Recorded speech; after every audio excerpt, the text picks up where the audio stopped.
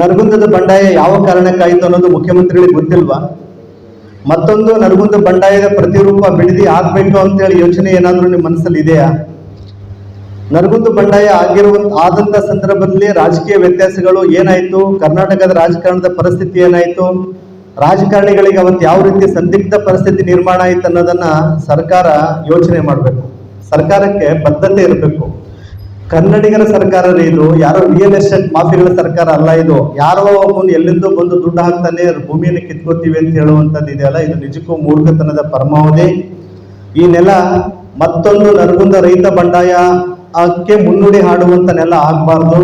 ಇದು ಶಾಂತಿಯ ನೆಲ, ಕಾವೇರಿ ತಾಯಿ ಹರಿತಿರುವಂತ ಪುಣ್ಯಭೂಮಿ, ದಾರ್ಶನಿಕರು, ಕವಿಗಳು, ಹೋರಾಟಗಾರರು ಹುಟ್ಟಿರುವಂತ ಈ ಪವಿತ್ರ ಮಣ್ಣನ್ನ ಯಾವುದೇ ಕಾರಣಕ್ಕೂ ರಿಯಲ್ ಎಸ್ಟೇಟ್ಗೆ ಮಾರಾಟ ಮಾಡುವಂತ ನೀಚ ಕೆಲಸಕ್ಕೆ ಸರ್ಕಾರ ಕೈ ಹಾಕಬಾರದು.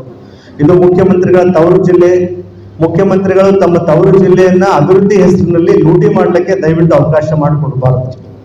ನಿಮ್ಮ ಬದ್ಧತೆ, ನಿಮ್ಮ ನಿಷ್ಠೆ, ನಿಮ್ಮ ಪಕ್ಷ ನಿಷ್ಠೆ, ನಿಮ್ಮ ಈ ಗಟ್ಟಿತನದ ವಿಚಾರಗಳನ್ನ ಕೆಲವೊಂದು ಸಂದರ್ಭದಲ್ಲಿ ನನ್ನ ಪಕ್ಷ ಅಥವಾ ವಿಚಾರ ಬೇರೆ ಆಗಿದ್ರು ನಿಮ್ಮನ್ನ ವೈಯಕ್ತಿಕವಾಗಿ ಗೌರವಿಸಿದ್ದೀನಿ, ಶುಭಾಶಯಗಳನ್ನು ತಿಳಿಸಿದ್ದೆ. ಆದ್ರೆ ಈ ರೈತರ ವಿಚಾರದಲ್ಲಿ ನೀವು ಇಟ್ಟಿರುವಂತ ಹೆಜ್ಜೆ ಇದೆಲ್ಲ, ಇದು ನಿಮ್ಮ ಅವನತಿಗೆ, ಮುಂದಿನ ದಿನಗಳಲ್ಲಿ ರಾಜಕೀಯ ಅವನತಿಗೆ ದಾರಿ ಆಗುತ್ತೆ. ಇದು ಎಚ್ಚರಿಕೆ ವಿಚಾರನ ಗಮನದಲ್ಲಿ ಇಟ್ಕೋಬೇಕು ಅಂತೇಳಿ ನಾನು ಮುಖ್ಯಮಂತ್ರಿಗಳಲ್ಲಿ ಮನವಿ ಮಾಡ್ತಾ ಇದ್ದೀನಿ. ಯಾವುದೇ ಕಾರಣಕ್ಕೂ ರೈತರ ವಿಚಾರಕ್ಕೆ ಸಂಬಂಧಪಟ್ಟಂಗೆ ಬಲವಂತದ ಭೂಮಿಯನ್ನ ಕಿತ್ತುಕೊಳ್ಳಕ್ಕೆ ಕರ್ನಾಟಕ ನವನಿರ್ಮಾಣ ಸೇನೆ ಬಿಡಲ್ಲ. ನಾನು ಈಗಾಗಲೇ ಇದಕ್ಕೆ ಕಾನೂನಿನ ಮೂಲಕ ಸರ್ಕಾರಕ್ಕೆ ಉತ್ತರ ಕೊಡಬೇಕು ಅಂತೇಳಿ ನಾವು ನಮ್ಮ ವಕೀಲರ ತಂಡದ ಜೊತೆ ಚರ್ಚೆ ಮಾಡಿದ್ದೀವಿ. ಇನ್ನು ಕೆಲವೇ ದಿನಗಳಲ್ಲಿ ಈ ವಿಚಾರವನ್ನ ಇಟ್ಕೊಂಡು ನಾವು ಮಾನ್ಯ ನ್ಯಾಯಾಲಯಕ್ಕೂ ಹೋಗಿ ಈ ವಿಚಾರಕ್ಕೆ ರೈತರ ಪರವಾಗಿ ನಿಲ್ಬೇಕು ಅಂತೇಳಿ ಒಂದು ತೀರ್ಮಾನವನ್ನ ಸ್ಪಷ್ಟವಾಗಿ ತಗೊಂಡಿದ್ದೀವಿ. ಹಾಗಾಗಿ ಸರ್ಕಾರ ಬದ್ಧತೆ ಹೆಜ್ಜೆ ನೀಡಬೇಕು.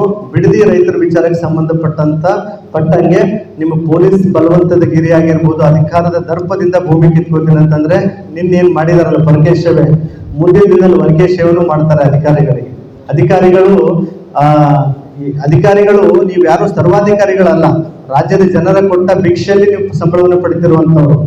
ದರ್ಪ ದೌಲತಗಳನ್ನ ತೋರಿಸಿ ರೈತರ ಜಮೀನು ಸರ್ವೆ ಮಾಡಕ್ಕೆ ಹೋಗ್ಲಿಕ್ಕೆ ಯಾರೇ ಅಧಿಕಾರ ಕೊಟ್ಟದ್ದು ನಿಮ್ಗೆ? ಹೇಗೆ ಅಧಿಕಾರ? ವಿವಾದಿತ ಪ್ರದೇಶ, ಈಗ ಅದು ವಿವಾದಿತ ಭೂಮಿಯಲ್ಲಿ ನೀವು ದೌರ್ಜನ್ಯವಾಗಿ ಜೀಪ್ಗಳನ್ನ 8 ಜೀಪ್ಗಳನ್ನ ಹಾಕೊಂಡು ರೈತರ ಭೂಮಿನ ಸರ್ವೆ ಮಾಡ್ತೀವಿ ಅಂತಂದ್ರೆ, ಈಗ ನಾಳೆ ನಾವು ವಿಧಾನಸೌಧಕ್ಕೆ ಹೋಗ್ತೀವಿ, ಇದು ನಮ್ದು ವಿಧಾನಸೌಧ ಅಂತೇಳಿ ಕಂಪೌಂಡ್ ಹಾಕಕ್ಕೆ ಬಿಡ್ತೀರಾ ನೀವು ಸರ್ಕಾರದವರು? ರೈತರನ್ನ ಕರ್ಕೊಂಡು ವಿಧಾನಸೌಧ ಸರ್ವೆ ಮಾಡ್ತೀವಿ ನಾವು, ನಮಗೂ ಸರ್ವೆ ಮಾಡಕ್ಕೆ ಅಧಿಕಾರ ಇದೆ ಅಂತೇಳಿ ಹೋಗ್ತೀವಿ. ಆಗತ್ತ ನಿಮ್ಗೆ? ಯಾರ್ದೋ ಜಮೀನಿಗೆ ಯಾವನೋ ದೊಣ್ಣೆ ನಾಯಕ ಬಂದು ಹೇಳ್ದ ಅಂತೇಳಿ ಅದನ್ನ ಸರ್ವೆ ಮಾಡಕ್ ಹೊರಟ್ರೆ ಅದು ಅವ್ರು ಯಾಕ್ರಿ ರೈತರು ಸುಮ್ಮನೆ ಇರ್ತಾರೆ? ರೈತರ ಮೇಲೆ ನಿನ್ನೆ ನಡ್ಕೊಂಡಂತ ಪೊಲೀಸ್ ಗಿರಿ ಇದೆಲ್ಲ ಅದು ತಪ್ಪು. ರೈತರ ಮೇಲೆ ಪ್ರಕರಣ ದಾಖಲಿಸ್ಲಿಕ್ಕೆ ಸರ್ಕಾರನೂ ಅವಕಾಶ ಕೊಡಬಾರ್ದು. ಅದು ರೈತರ ಆಕ್ರೋಶದ ಕಿಚ್ಚಲ್ಲ, ರೈತರ ಸ್ವಾಭಿಮಾನದ ಕಿಚ್ಚೋದು. ನಿನ್ನೆ ರೈತರ ಮಾಡಿರುವಂತ ಹೋರಾಟ ಅದು ನಿಜಕ್ಕೂ ಸ್ವಾಭಿಮಾನ ಇರುವಂತ ರೈತರು ಮಾಡಿರುವಂತ ಹೋರಾಟ. ಅದು ತನ್ನ ಭೂಮಿಯನ್ನ ಯಾವನೋ ಬಂದು ದೊಣ್ಣೆ ನಾಯಕ ಕಿತ್ಕೊಳ್ಳಿ ಬರ್ತಾ ಇದ್ದಾನೆ ಅಂತೇಳಿ ಆಕ್ರೋಶ, ಭಯ, ನೋವಿನಿಂದ ಆದಂತ ಘಟನೆ ಅದು. ಅದನ್ನ ಸರ್ಕಾರ ಕ್ಷಮಿಸಿ ಅವ್ರ ಮೇಲೆ ಪ್ರಕರಣವನ್ನು ದಾಖಲು ಮಾಡದೆ ಅವರನ್ನ ನೀವು ಕಾನೂನಿನ ಇದಕ್ಕೆ ಒಳಪಡಿಸದೆ ಆ ರೈತರಿಗೆ ಬೆಂಬಲವಾಗಿ ನಿಲ್ಲಬೇಕು ಅಂತೇಳಿ ಈ ಸಂದರ್ಭದಲ್ಲಿ ನಾನು ಆಗ್ರಹ ಮಾಡ್ತೀನಿ. ನಾನು ಸಹ ನಮ್ಮ ಸಂಘಟನೆ ನೇತೃತ್ವದಲ್ಲಿ ರೈತರಿಗೆ ಬೆಂಬಲವನ್ನು ಸೂಚಿಸ್ತಾ ಇದ್ದೀನಿ. ಆದ್ರೆ ಯಾವುದೇ ಕಾರಣಕ್ಕೂ ಶಾಂತಿ ಭಂಗಕ್ಕೆ ಅವಕಾಶ ಮಾಡಿಕೊಡೋದು ಬೇಡ. ನಮ್ಮ ಹೋರಾಟ ಕಾನೂನುಬದ್ಧವಾಗಿರ್ಲಿ. ಕಾನೂನುಬದ್ಧವಾದ ಹೋರಾಟಕ್ಕೆ ಸರ್ಕಾರಗಳು ಅಷ್ಟೇ ಅಲ್ಲ, ಎಲ್ಲರನ್ನ ಬಗ್ಗಿಸುವಂತ ಶಕ್ತಿ ಇದೆ.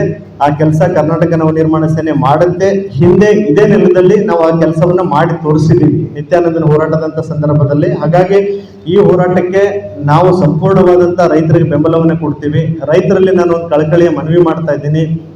ದಯವಿಟ್ಟು ಕಾಂಗ್ರೆಸ್, JDS, BJP ರೋಹಿತರು ಅಂತೇಳಿ ಬಣಗಳನ್ನ ಮಾಡಿಕೊಂಡು ನಿಮ್ಮ ಮನೆತನದ ತಲಾಂತರಗಳಿಂದ ಬಂದಂತ ಇತಿಹಾಸವನ್ನ ದುಷ್ಟ ರಾಜಕಾರಣಿಗಳಿಗೆ ಬರೆದುಕೊಟ್ಟು ನಿಮ್ಮ ಬದುಕನ್ನ ಬಲಿ ನೀಡುವಂತ ಕೆಲಸಕ್ಕೆ ಯಾರು ಮುಂದೆ ಹಾಕ್ಬೇಡ್ರಿ. ರಾಜಕಾರಣಿಗಳು ಪ್ರಚೋದನೆ ಕೊಡುವಂಥದ್ದು ಅದು ಕ್ಷಣಿಕ. ಅದು ಯಾರೋ ಒಬ್ಬ ನಾಯಕನನ್ನ, ಯಾವೊಬ್ಬ ವ್ಯಕ್ತಿಯನ್ನ ಬೆಂಬಲಿಸಿ ಅವನ ಪರವಾಗಿ ನಾನು ಇದೀನಿ ಅಂತೇಳಿ ಹೇಳಿಕೆ ಕೊಟ್ಟು ನಿಮ್ಮ ಬದುಕಿಗೆ ಚಪ್ಪಟಿ ಕಲ್ಲು ಎಳ್ಕೊಳ್ಳುವಂತ ಕೆಲಸ ದಯವಿಟ್ಟು ರೈತ ಬಾಂಧವರು ಯಾರು ಮಾಡೋದು ಬೇಡ. ರೈತ ಬಾಂಧವರ ಹೆಸರಿನಲ್ಲಿ ನಾಯಕತ್ವ ವಹಿಸಿಕೊಂಡಿರುವಂತ ರೈತ ನಾಯಕರು ಮಾಡೋದು ಬೇಡ.